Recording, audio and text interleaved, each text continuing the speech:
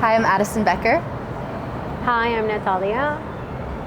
We are Phlow. Yes, and at Phlow, we are creating innovative breakwaters made of olivine because as Floridians, we know firsthand the impacts of climate change are approaching rapidly. And because of this, we wanted to find an innovative solution to improve our community's coastal resilience. Our Cohort experience was amazing. I'm so glad that we have the fact to meet each other and collaborate in this idea. I also appreciate a lot the mentorship that we have from Daniel, Tamara, and Kelsey.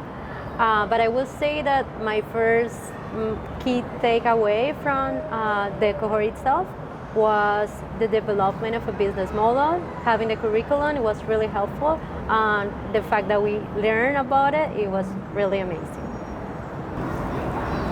One word we would use to describe this experience is that it was very enlightening.